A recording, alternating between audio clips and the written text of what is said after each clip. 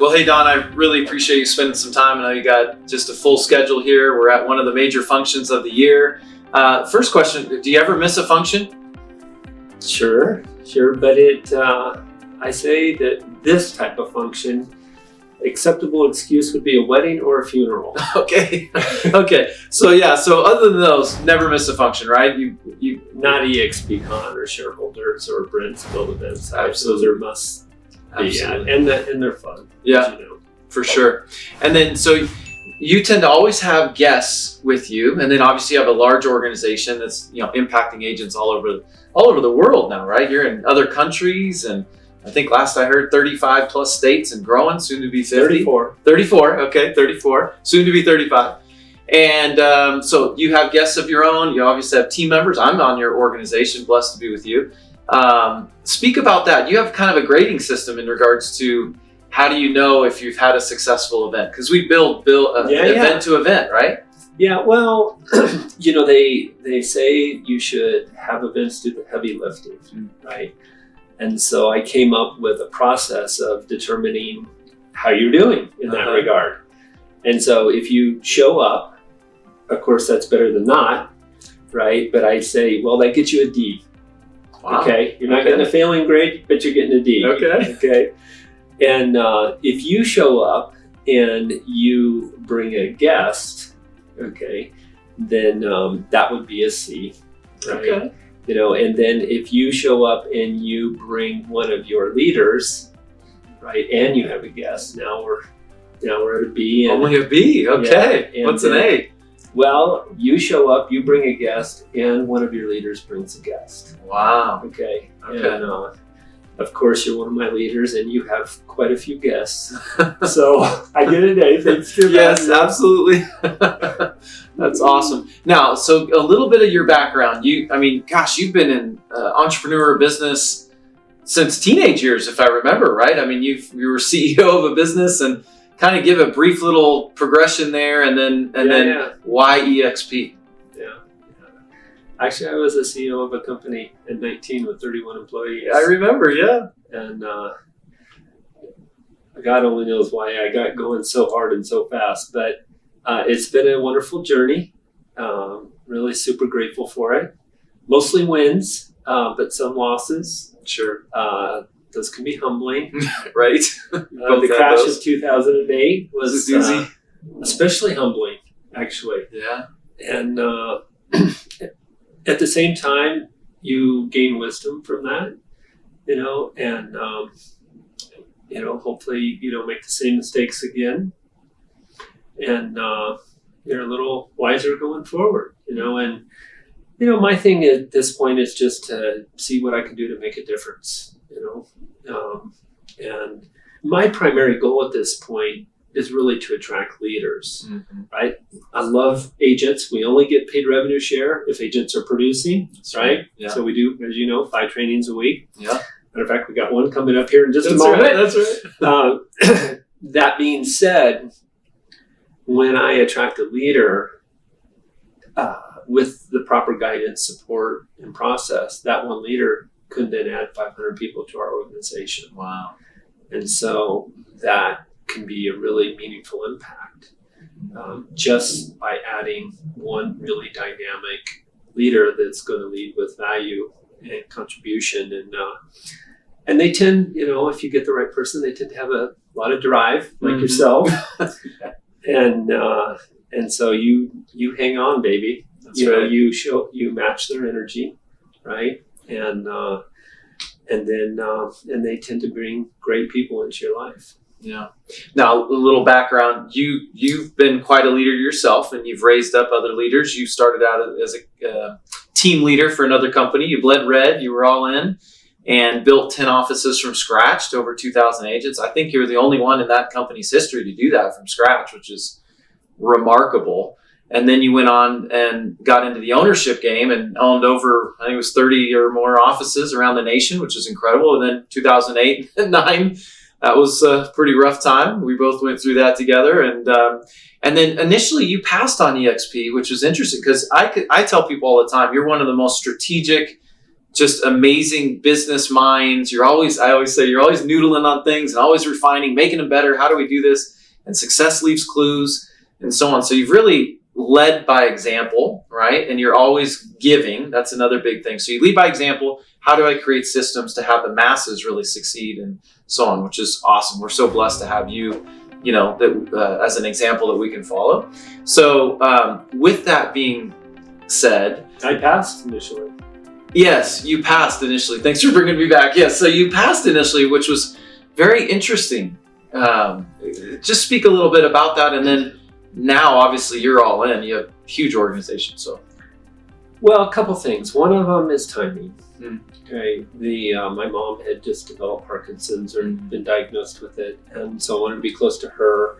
And I had accepted a regional role with Finance of America, and I felt like I had an obligation to honor that. And so the timing wasn't right.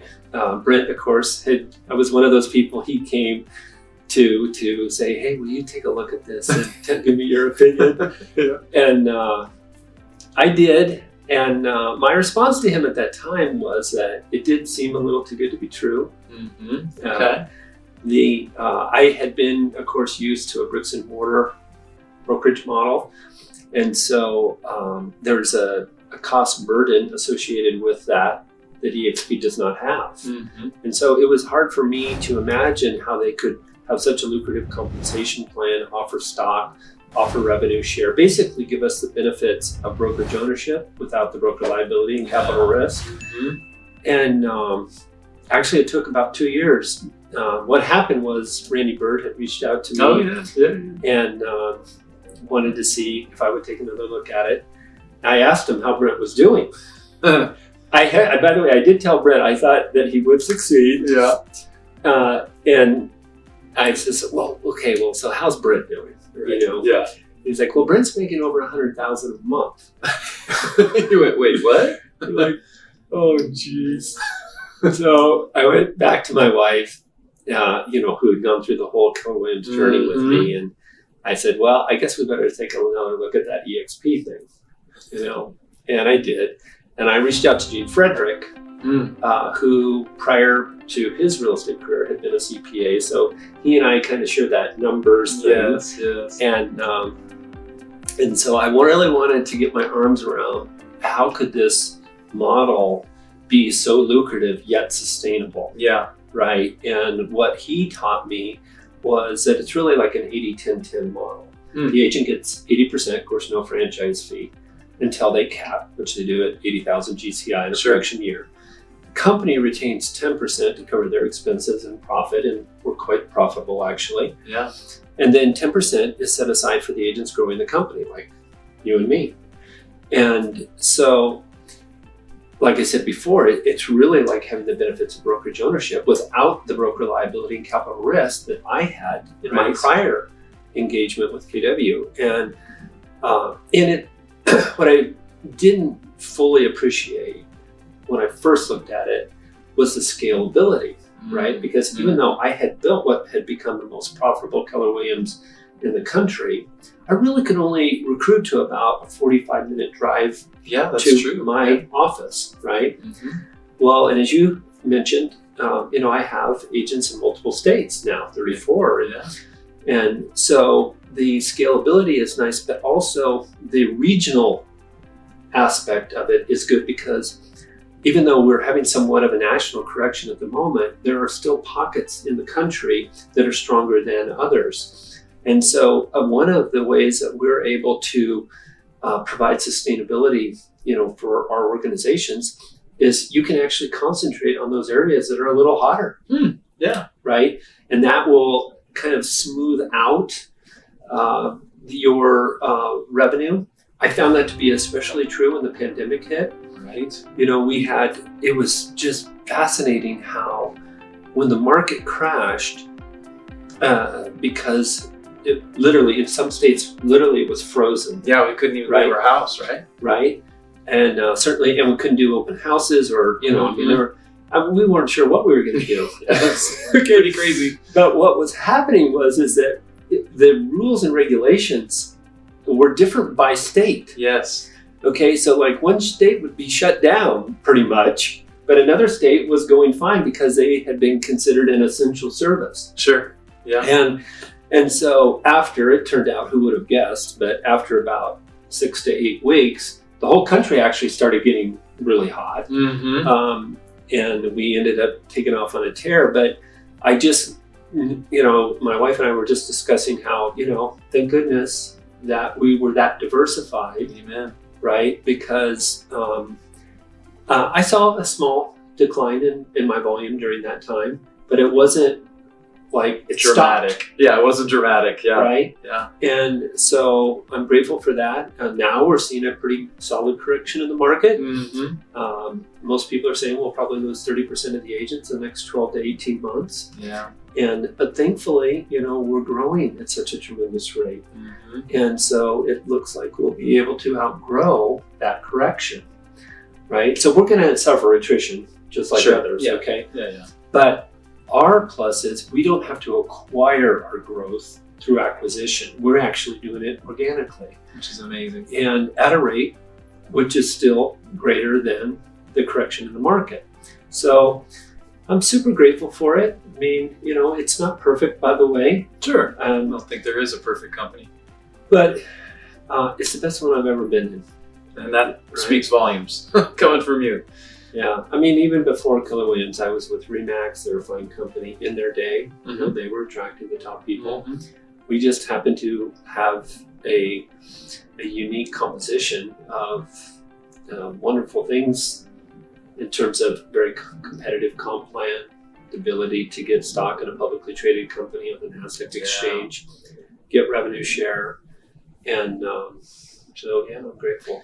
So I want to respect your time. One last question. There's a lot of agents now, they've heard of EXP. I've seen the signs and this and that. They've probably been called by 3, 4, 5 different EXP agents now, right? That might even be EXPing on them a little bit or whatever, as I say. Sure. But what could you say from all your experience coaching agents? You're a success coach now and so on. I mean, just so many amazing things, so many perspectives in regards to real estate, where I find as I talk to top producers around the nation, it tends to boil down a little bit to this fear of change. Either if they're in pain, then it's easier to make a change, right? Pain or pleasure, they make a change.